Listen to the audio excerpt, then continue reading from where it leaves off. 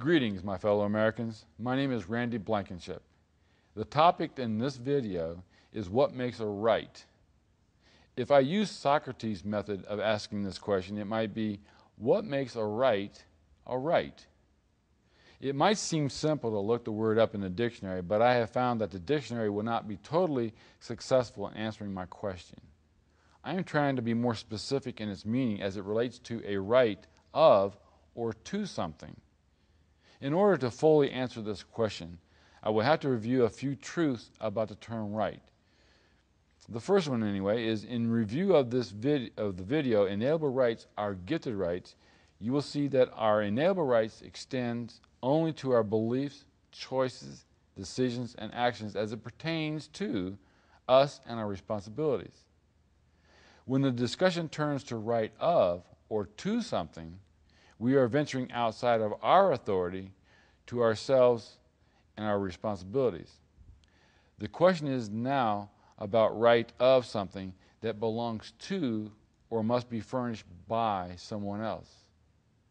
As I clearly indicated, we do not have the authority over another's beliefs, choice, decision, and actions, or to the property and responsibilities. On the second part, if I go to my philosophy on freedom, you will see that I have identified two forms of rights, the gifted and the granted. The gifted right is a part of and within the subject created, somewhat explained in the video Inalienable Rights, our gifted rights, while the granted is derived from the inalienable right and is a right granted for the purpose of performing specific duties and responsibilities as they are defined. Meaning we cannot grant a right that violates the inalienable rights, because they are connected. If you look at the rights listed in the Constitution, this is the third part, the third identifier, you will see that these are protected rights, a duty and responsibility of the governing body to protect specific rights that are reflective of the authority's rights.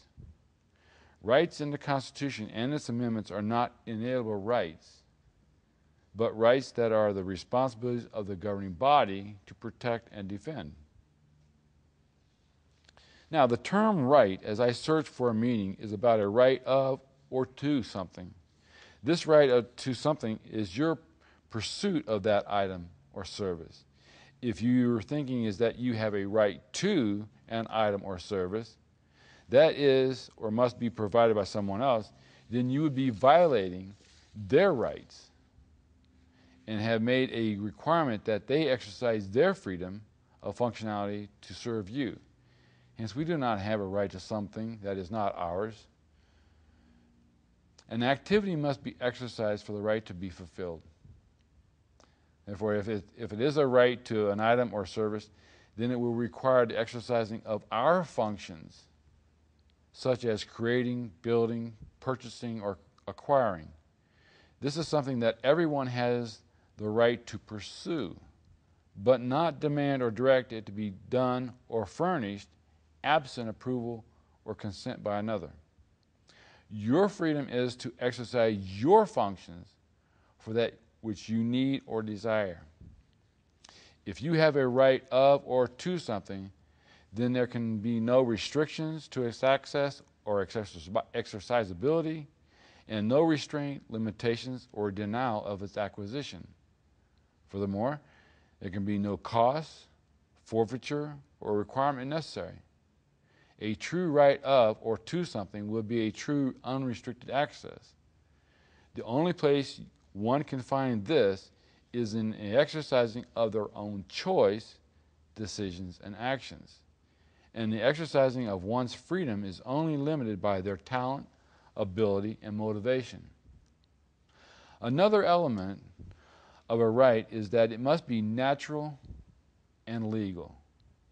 Man cannot make or grant a right of or to something that is unnatural or illegal in its existence or use.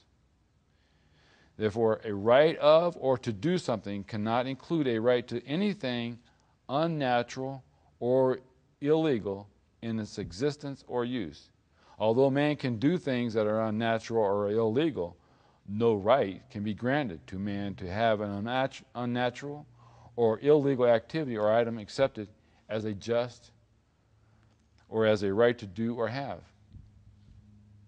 It is clear from my analysis of the term right that there are great limitations to what constitutes a right, and where limitations are in consideration of or to something.